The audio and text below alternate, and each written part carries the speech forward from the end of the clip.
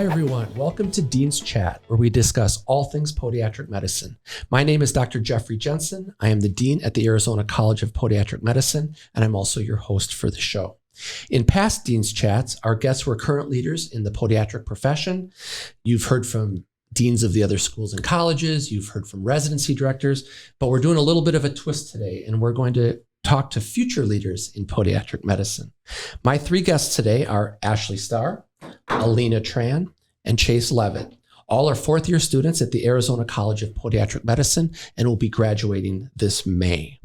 Podiatric physicians, as you know, specialize in the diagnosis and treatment of foot and ankle disorders. So once our guests graduate, they will embark on a new beginning, starting their 3-year surgical residency training in July.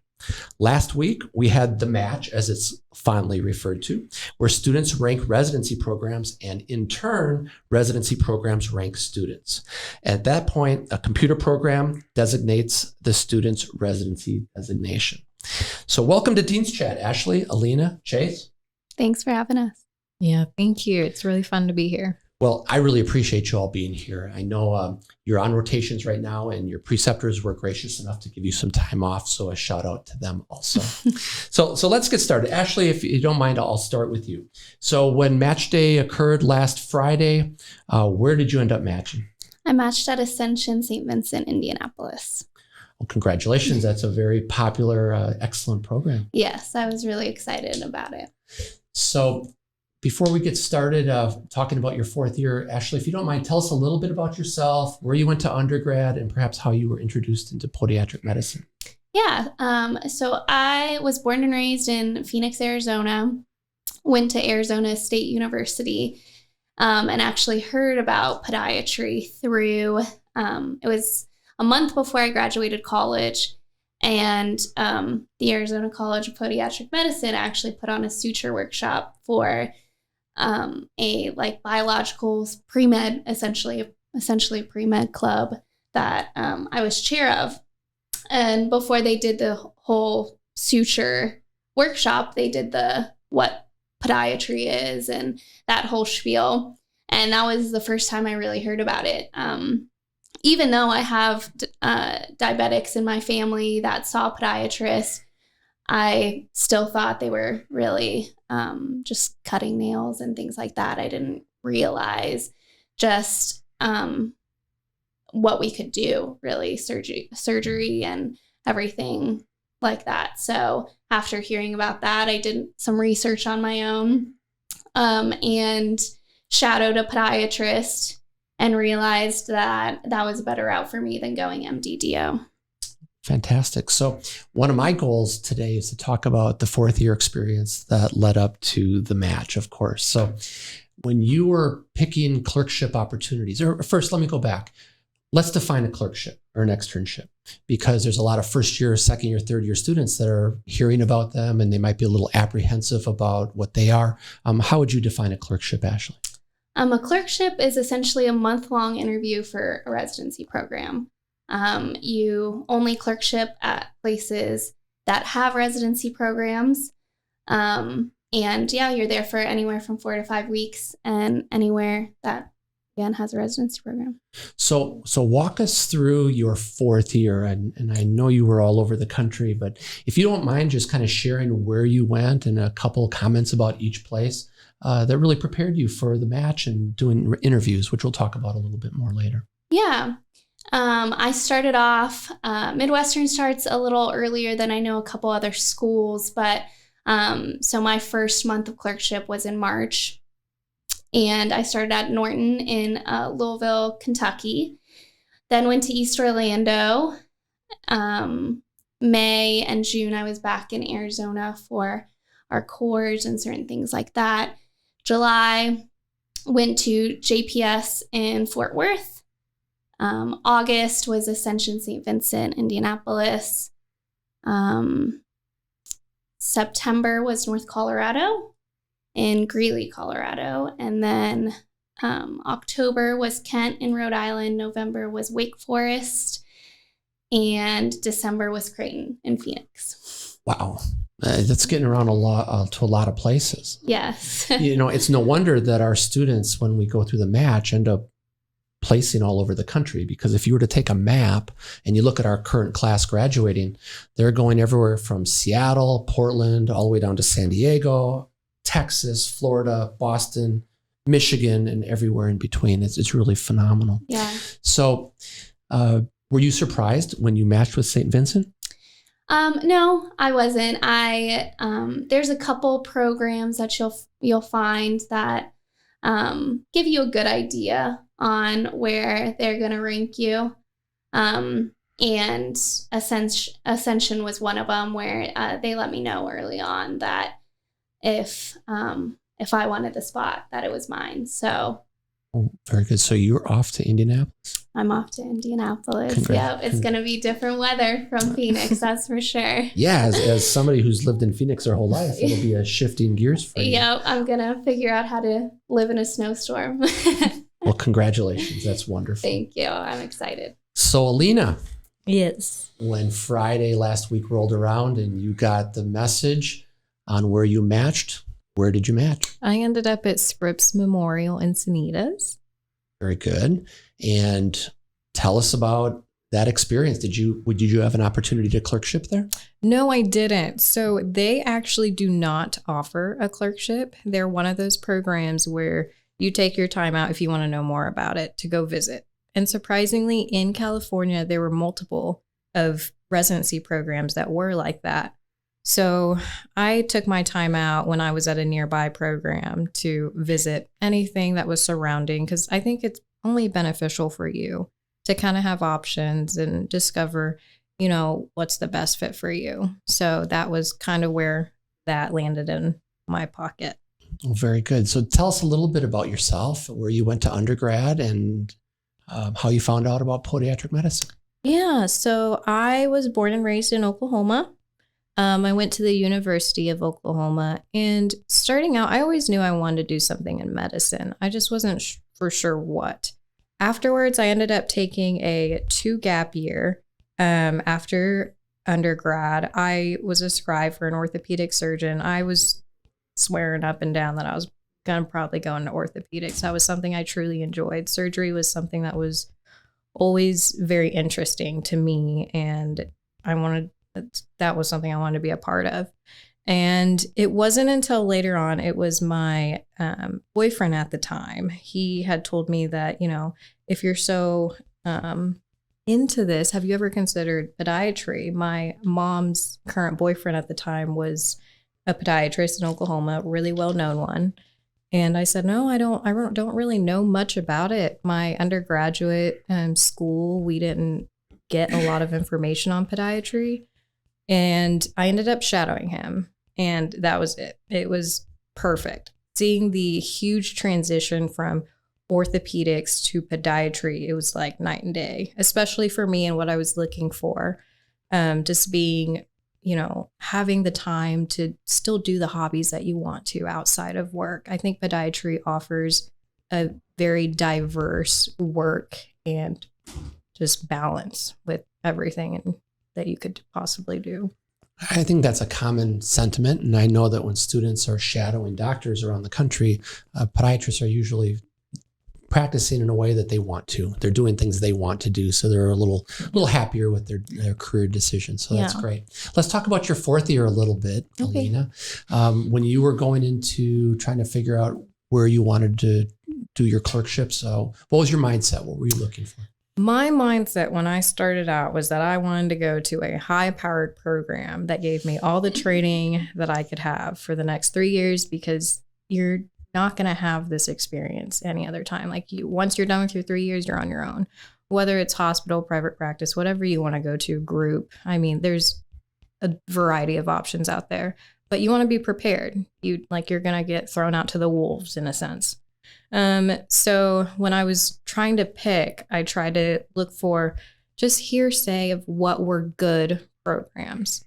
What I've come to realize very soon was that, there are great programs, there are good programs, but it's what fits you. It's, it's not, people may say this is a great program. I had a great month there, but maybe it didn't fit your personality. Maybe it's not something that you're actually looking for, and maybe you just fit somewhere else. So tell us about your travels in your fourth year. Where did you start? And then how did you end up at interviews? Yeah, so I kind of kept to Midwest, West Coast area. I started up in Kaiser, South Sacramento, then went to Kaiser, Santa Clara, and then I went to Creighton, and then JPS, Lakewood, up to Franciscan in Seattle, Legacy in Portland, San Diego, Scripps, and then Oklahoma. Again, a lot of frequent flyer miles. Yeah. Fantastic. All right. Well, we'll get back to talking about the interviews and things in a few minutes. Chase, how about yourself? On Friday, when you got word of where you're going for your residency, where are you off to? I'm headed to Grand Blanc, Michigan, to Ascension Genesis. Congratulations. Thank you. Now, I know lots of people in Michigan, and they speak so highly of that program. Yeah, I'm very excited. I think it's going to be a great opportunity and a good fit. That's great. Tell us a little bit more about yourself, Chase, where you went to undergrad and how you found out about podiatric medicine. Okay. I grew up in southern Idaho, and then I went to college at Southern Utah University and made my way down to Arizona. As far as my journey in podiatry, it's kind of started. I'm a type 1 diabetic, so people were always very cautious about my feet. Anytime, anything, they got wind of anything, I got sent to visit somebody. And one day I got sent to this podiatrist. He was a very young doctor. He was pretty fresh out of his residency. And he was the first time I'd ever talked to a doctor. And when I said, I'm thinking about going into medicine, he instead of kind of being wishy-washy or trying to talk me out of it, he was excited. He said, that's great. I love my job. And he was kind enough to extended a full week to me to come shadow in his office, as well as he worked out of a small surgery center. They were able to get me into the operating room very early on, and I got to see so much of what he was doing. And it felt kind of kismet. I knew I always wanted to work with diabetics, but endocrinology felt like kind of it wasn't as exciting as I was wanting it to be. And, you never really did much with your hands. It was a lot of, we're going to increase this medication. We'll see you back in a little bit. Whereas podiatry, it's a lot of mix of procedures, as well as you get a lot of repeat patients, people that you get to build relationships with, strong connections to diabetes. So it ended up being a very good fit for me. So likewise, everybody had to make some strong decisions about clerkship rotations and things. So what was your mindset when you were signing up for clerkships and where you were going to go around the country? I think Alina summed it up pretty well. I was very gung-ho. I went out guns blazing, and I was like, I'm going to apply to all these programs, programs that have like a historic, like this big reputation, lots of big surgeries, because I felt the same way. I've only got 3 years before it's my license on the line, and I want to make sure that whatever comes through the door, I'm prepared to see it, or at least know who to send it to. And that can be a hard thing to learn. So, but like Alina said, I ended up all over the country. I started off in Boston at Mount Auburn Hospital, and then I went to Texas to Baylor Scott and White. I also ended up in Indiana, Ascension St. Vincent, Indianapolis, Ascension St. Vincent, Evansville, JPS as well, and then the Surgical Hospital of Oklahoma and Intermountain Healthcare in Salt Lake City. Like she summed it very well. A lot more of the program has to do with how well you fit than it does with, maybe the name or how many residents or how many total ankles they're doing. The truth is, almost every program I went to, they were doing big cases. They were getting all the numbers that they needed. And then there are some programs that I felt like I fit in better than others. And that's kind of how I ended up changing the way I ended up, ranking everything when it came down to it. That's great. It's interesting because you all had some common programs that you visited, but a lot of different ones all over the country. And if you think about it, as a fourth year student, it's probably the only time in your whole career that you're going to have an opportunity to travel the country and see what our profession has to offer from a regional or geographical perspective. So I'm sure that you'll have fond memories of the fourth year, even though I'm sure it was rather stressful at times. Yeah, absolutely. So let's talk a little bit more about the profession itself and what, after doing 8 months of clerkships, you learned about the profession that you didn't know before, and what really motivates you going forward? Chase, why don't you lead off? So things I didn't know that I know now. That's a good question. It's kind of a tough one too. I mean, I felt like I went into it kind of both eyes open. And the thing that I ended up realizing is that podiatry is very much what you make of it. There are some folks that, are interested in, they'd rather, kind of see the typical diabetic, trim their nails, make sure there's no wounds and move on, versus some people are, the foot and ankle specialist for orthopedic groups doing massive reconstructive cases 2 times to 3 times a week. And that was not something I was expecting. It kind of feels like when you're talking about something so small as just the foot and ankle, that maybe it would be similar, but there's no 2 doctors that run the exact same practice. It's very, very different. Very insightful, and I think that's important to realize. So, Ashley, what was your experience? Yeah, I echo that. I think it really is. There's a lot of diversity in podiatry, and you kind of get to find your niche and figure out what specialty in podiatry you like to do, or if you like to do it all, then that's open to you too. And I really like that because it gives you a lot of flexibility. And then you're also not pigeonholed in that after residency either, I think we all chose programs that give us a wide diversity of training so that when we get out, we could start off and want to do a lot of recon. And maybe later we want to switch our practice and go into a little more wound care focus. And that's available to us. And that's really nice, and something that's different that I don't think MDDO really has is you can switch a little throughout your career, and you can kind of figure it out as you go, which is nice. Absolutely. Lena, you had mentioned that you were looking at orthopedics, and then podiatry kind of filled those gaps. What did you learn in the 8 months of clerkships that you perhaps didn't know before? Yeah. So one of the biggest things is there are a variety of diverse personalities across the board everywhere you go. Each program has a million different ways they would treat something, right? So whether it's wounds, whether it's a specific bunion procedure or a Charcot recon, I've seen anywhere from like complete open reconstructive surgeries to minimally invasive where you're going through poke hole incisions. It's just a lot of diverse ways to do things. And I think that's something that's very valuable in podiatry that we have, because there's no textbook one way to do anything. And I think as we're continuing to evolve and the practice of podiatry is more known, and that's one of the biggest things that I think is important for everyone to know. Starting out in DO school, doing the integrated version with them. I remember being in anatomy class. It was one of our cadaver labs. I remember a DO asking me why are you in here? And the first thing I was like, oh, well, our profession in podiatry, we do surgery, and they didn't know that. But that was my time to tell them about it. And I think that's really important because in the future, hopefully, they end up telling, their colleagues and stuff, and it just gets spread more for everyone to know. It's amazing how everything over time in the educational process kind of fits together, because at the end of the day, surgery really is applied anatomy. Yeah. So important.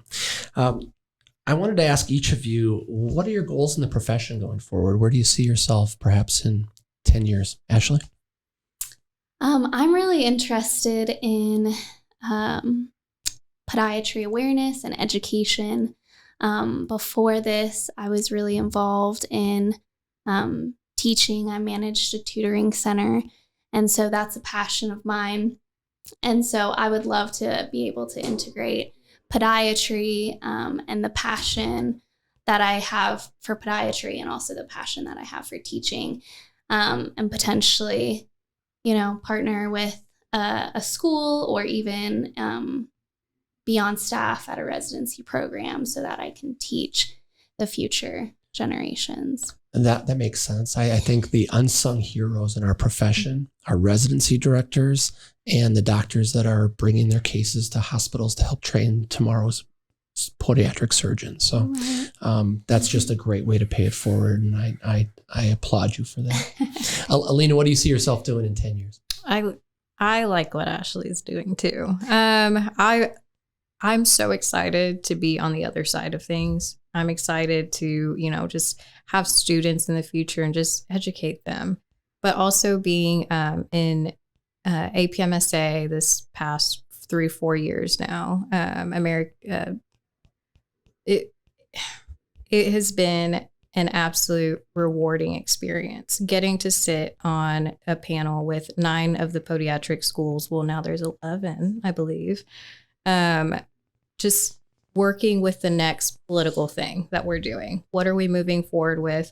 What's stopping us from advancing our profession? A bunch of different just things that we discuss during our meetings, our conferences that we would have biannually. And I want to continue to do something like that, whether it's making a change for the better in our profession. I would love to help out in any way I can and support the future of our profession. Well, unbeknownst to you, your name comes up all the time. I talked to somebody at the national organization, like, Alina Tran's out there, right? We love her. So thank you for all your efforts on behalf of APMSA. That's great. Chase, what do you see yourself doing in 10 years? I actually have a very similar background as far as my favorite jobs I've ever had involved, teaching, watching the light come on for somebody, even if it's something small, is very satisfying. So I would like to do that. As far as my practice goals, however, I'm more interested. I've kind of realized that the thing I like to do is the elective reconstructive cases. And so my goal would be, I'll probably pursue a fellowship, and the end goal being to work in either a multi-specialty practice or possibly an orthopedic group. Very good. A great plan.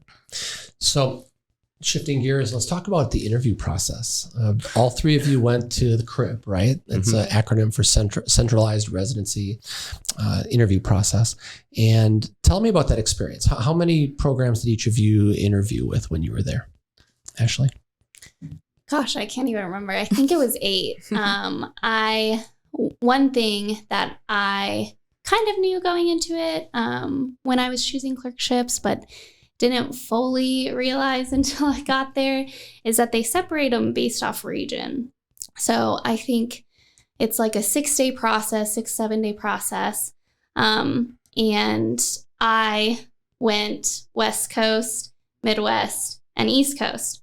So I had the privilege of being there the whole time. And so I didn't have a lot of interviews every day, but it was a longer process for me because of that. And it honestly, it wasn't my favorite.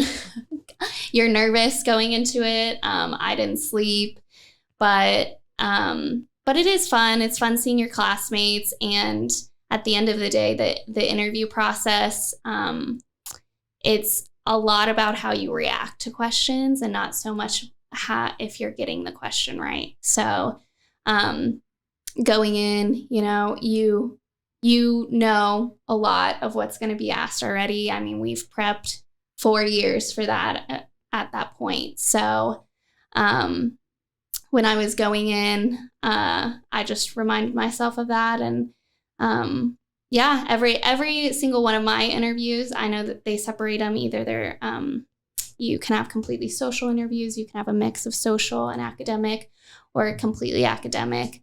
Almost all of mine were completely academic. So I also didn't get that break, but well, that's interesting because a lot of students aren't interviewing with programs that they didn't do clerkships at. Did you interview with programs that you did not rotate at? Yes. I did 2.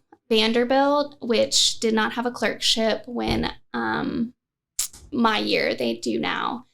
But I visited them when I was rotating at Norton in Louisville, Kentucky. It was like a 4-hour drive. And then Roger Williams, which is the other program in Rhode Island. So both of them I had visited, so I kind of had some traction there. but I had not clerkship there. And I will say, based off of my experience, the ones that you hadn't clerkshipped at are a little tougher because they don't have that month to go on, right? So they don't have, they didn't get to see your work ethic that month. They didn't get to see your knowledge. So they're going to grill you a little harder from my experience than the ones that, they kind of have a baseline of who you are and what you know. You said something very insightful that you don't always have to get the answer right. They're looking for how you think, and do you work patients up appropriately, because they're going to be working with you for 3 years. They don't expect you to know everything, but they want you to think appropriately. So I think that's good advice for upcoming students coming into clerkships going forward. Exactly. Yeah. And I think advice too, if you don't know the answer, tell them what you're thinking. Because there was one interview I had in particular where you couldn't have got this case right. And they designed it that way. They designed it where, as like a student, you would have never seen it. It was some obscure pediatric case. And they were just, I didn't know the answer, but I talked them through on like what I knew about peds. This is what I know about the bone quality of a pediatric patient. This is, just go through the things that you know. And that'll help you because you can kind of formulate an answer based off of that rather than giving a cold answer where they don't know where you got that from. You at least have something to back up what you're saying and being like, oh, okay, they, were on the right thought process and the answer might have not been right, but they were in the right direction, Yep, that's great advice for students going forward, because you don't always have to have the right answer. And you don't want to do a knee-jerk reaction either, because that's when you get the answer wrong and they hold that against you. Mm-hmm. So very good. Great answer. Chase, how about yourself? When you were at interviews, how'd it go? Interviews, it's a crazy time. It is a crazy time. It's kind of intimidating, right? Because like you're there, everyone's in super professional dress, everybody's at the peak of their game. And then it's you better than everybody else. So it feels like, like, wow, all these people are here and we're all doing the same thing. And it's a little intimidating, but it was also very fun in a lot of regards, because it's the first time I got to see my classmates, some of them in almost 2.5 years. And everybody was there at the same place, at the same goal. But as far as the interviews, I had 6 interviews or 7 interviews there. And then I had 1 telephone interview later. And I just remember thinking after every single one, like it's such a varied process. My very first interview was a purely social interview. And then the next one I was in, they were asking me questions while I was feeling a bone that they had me pull out of a bag under the table. And I had to guess what bone that was based off the shape. What bone was it? It was the medial cuneiform. Oh my God. Wow. I guessed the navicular because I was, it wasn't right. But they also, and then while I was in that same interview, they had me throw some difficult stitches. I had to throw an Allgauer Donati while answering questions that were being dictated to me with no like slides or anything. So I couldn't have anything to read. I had to try and listen while doing this stitch and get it all right. It was a trip. It was great. It was a lot of fun, but it was also, it kind of like designed to fluster you. It sounds like one of the stories you'll be telling 30 years from now. Maybe so. But it was quite the adventure. And like I said, you saw the whole spectrum, or at least I saw the whole spectrum of like very laid back social interviews to, I had to do a Z-plasty on a pig's foot in another interview. It was very, very different, but also kind of interesting to see. And I feel like you get to know the program a little bit better through the interview. You get to know everybody fairly well in your month you're rotated there. Or if you're interviewing in a program you didn't know, then it's basically your only chance to get to know that program. So it was quite the experience. And I'm definitely glad that it was in person. I think it would have been a lot harder. The interviews may have been easier because I wouldn't have had to, do any of that hand skill stuff. But at the same time, I worked really hard on developing those hand skills, getting the chance to actually show that I know how to use them and show the skills that I've developed over that time was also, I think, important. I think it's important that the students have the opportunity to be in person for the interviews for the very reasons you stated. It was tough during COVID. It's very hard to assess. We had a hard time assessing incoming students on Zoom. I can only imagine how difficult it would be to try to assess an incoming resident just in a Zoom interview. Especially, during COVID, a lot of people's clerkships got shut down, but you do so much learning on clerkships beyond just developing the relationships. It's an excellent chance to develop those skills a little bit further. And not getting to do that, plus having to interview online, I can't imagine. That would be so challenging.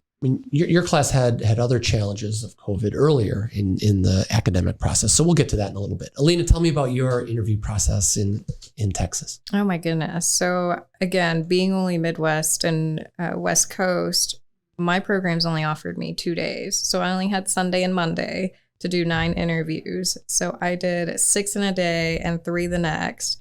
It was wonderful in the sense that it was over really fast, but I think I still have a little bit of trauma from those few days. I think I still grind my teeth at night, but it was very stressful. But after the first couple, you start feeling more relaxed and you start understanding that, okay, it's not as bad as it seems.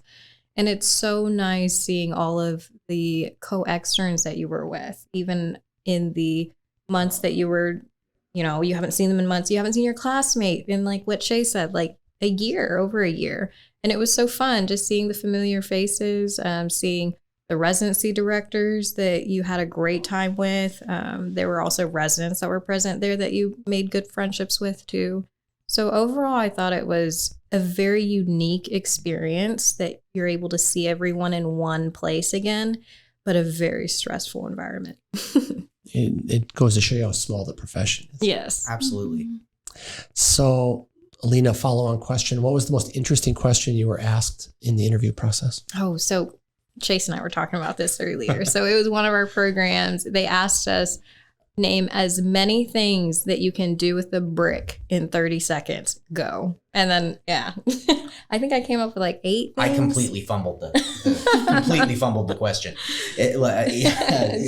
They're saying, I talked to some classmates that had that same interview. They're like, I think I got 8, and 8 was the most I heard of, by the way. Congratulations. But like, I got way too esoteric with it, because you think about it, like, how many things can you do with a brick? Yeah. Oh my gosh, so many. Yeah. I was like, okay, well, you could build things, and then there's any number of things that you could build with a brick. And he goes, building is one. So I was like, well, okay. They're tapping into a different part of your brain with that question. Yeah, I got 3 or 4. I got 4. Ashley, what did you have for questions that were a little off-centered? So I didn't have any really weird questions, but I will say, I'll take it a different spin on it. And the one question that I feel like made the biggest impact on people, they asked me what my favorite animal was, which it's encroacher, so you kind of know. And by the way, the answer that I plan to say is not what I said, which happens a lot. But I answered platypus, and they were like, oh my gosh, in our 10 years of interviewing, we've never heard that answer. And they were just so impressed with platypus, and they were asking me why and all that stuff. So I have a good answer for that.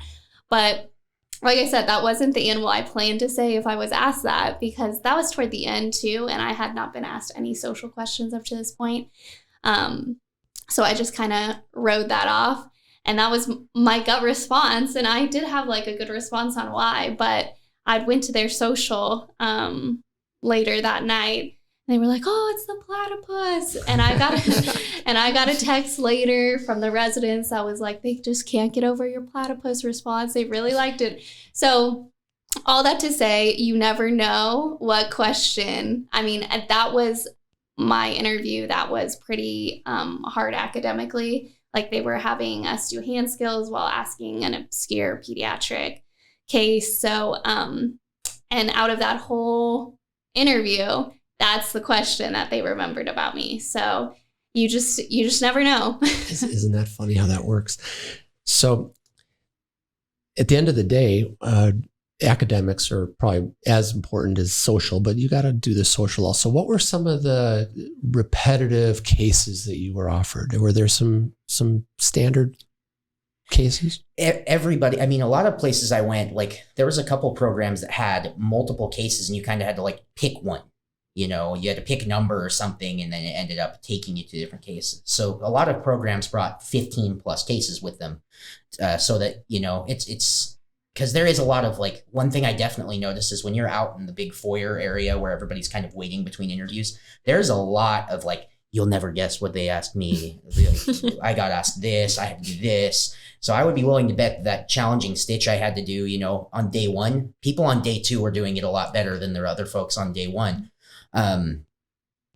But anyways, the most common question, I would say almost everybody has a gas case, like some sort of gas infection case it's going to be on there.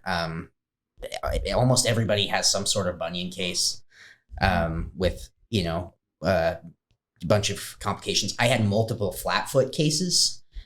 Ankle.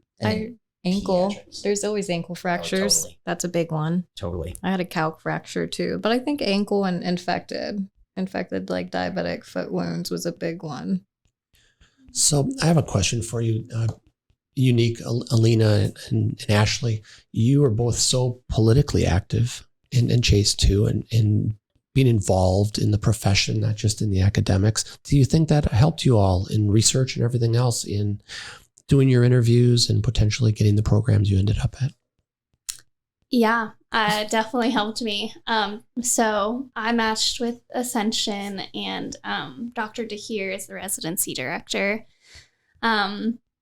So I'm doing a research project on the awareness of podiatry, and I was actually telling him about it during my clerkship because it came up that it's a big issue right now that we're having a decline in applications for podiatry. And he was just mentioning that in passing, and I was like, and I just engaged him in conversation, was like, yeah, it's a problem. I realized it. I didn't know about it until a month before I graduated. Talked to him about my research project. He asked me, how do you think we can fix it? And he remembered that because later I presented my preliminary results at a meeting of his. And in my interview, he said he typically asks everyone, like, what's an issue that's happening right now? And in podiatry.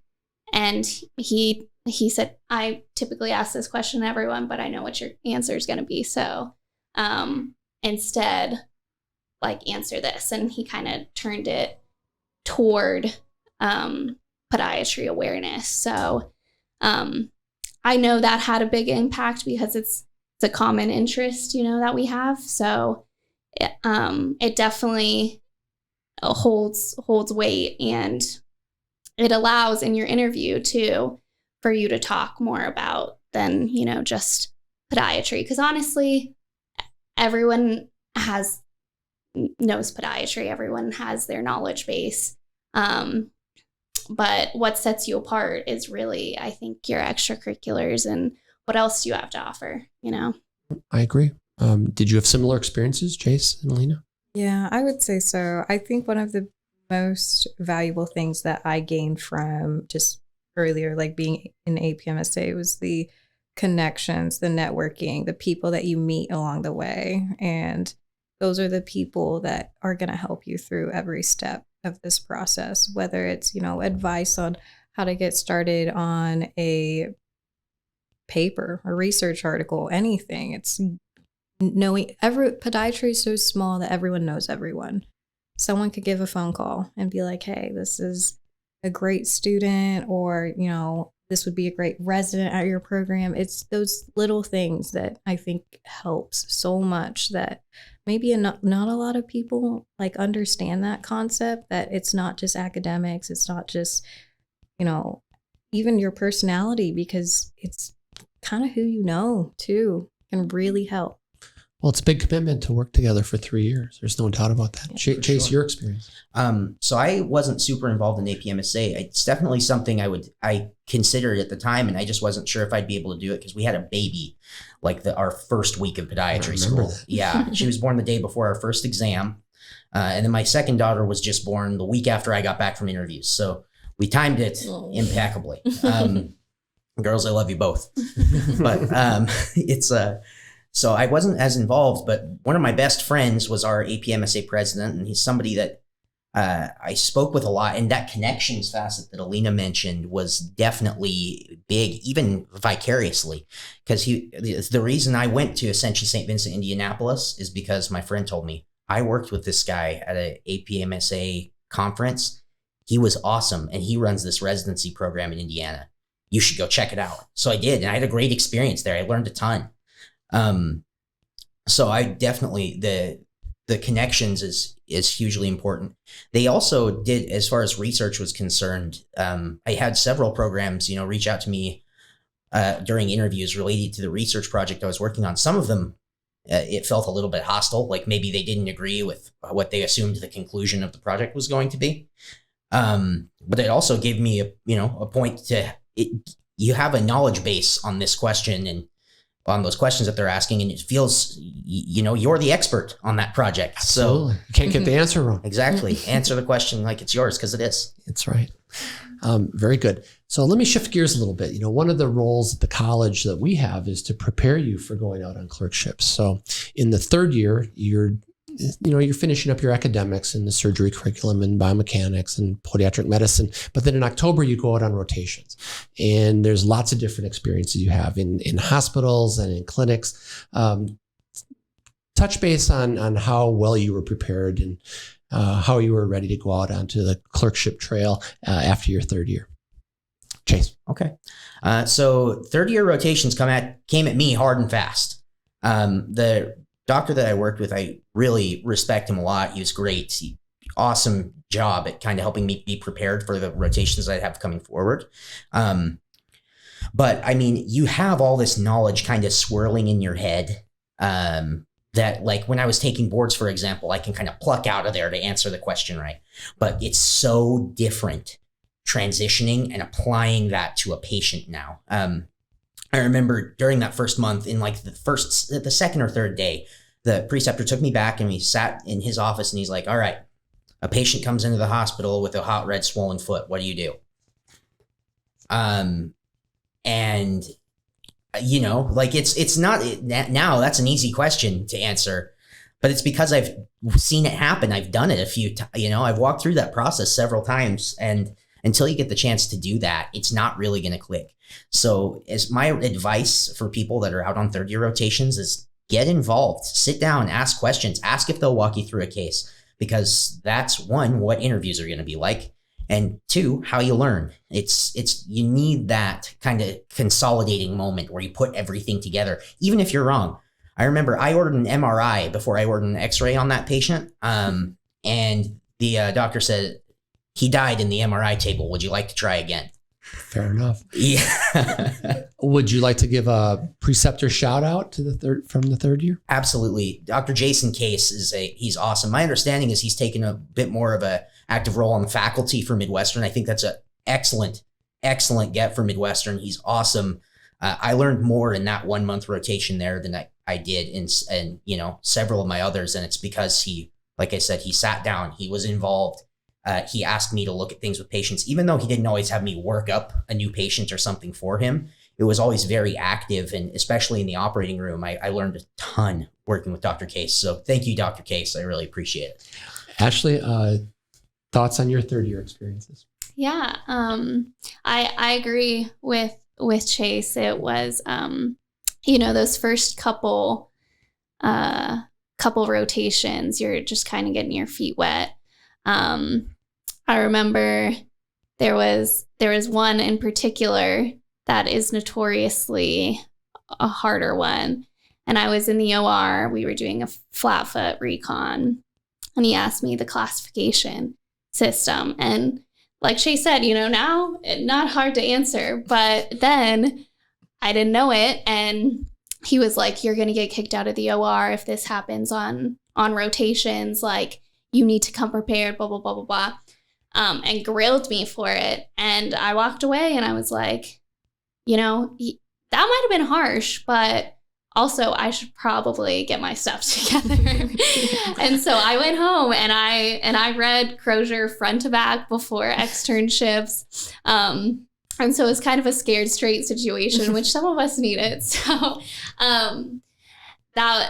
that I think prepared me well. And one of my also early ones was with Dr. Rand. Love him. He let me do my first skin to skin surgery. And he had some extremely interesting cases too that just the backstory on them are just bizarre. And lots of patients that have issues with drug abuse and things like that. And that makes wounds look differently. So he would ask me, you know, how'd this wound come to be? And all we know is like diabetics get wounds. And then you realize, oh no, there's a lot. Wounds come from other things too. And they look a lot different.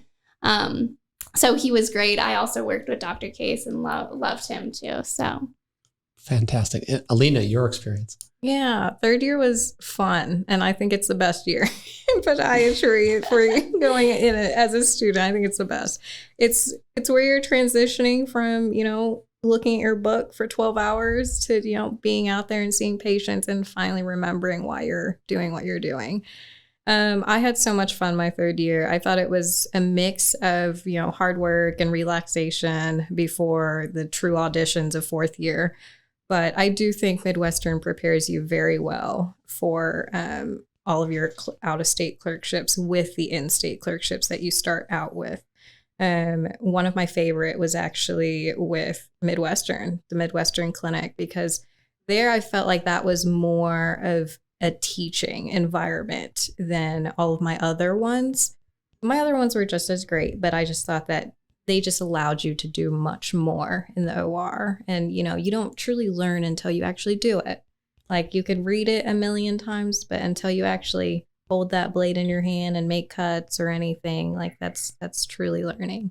I totally agree. And I actually think that was something that was kind of hard for me to come to grips with early on. Is I felt like, okay, I'm not really seeing my own patients or even the school's patients, right? I'm seeing someone's patients. They're paying a copay to see this doctor.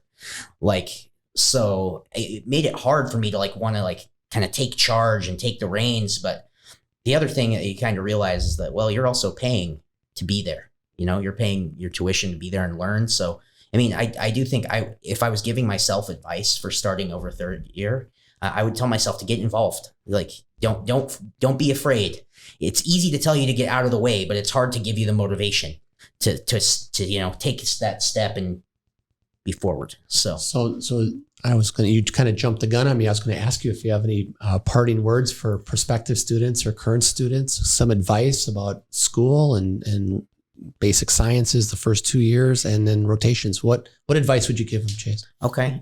So prospective students, as far as the prospective students, I would tell, I have some friends that are now in podiatry school, one at Midwestern, because of conversations we had. And a lot of the reason people don't go into podiatry has nothing to do with podiatry as a profession. It has simply to do with that they've never seen it or done it or been around it.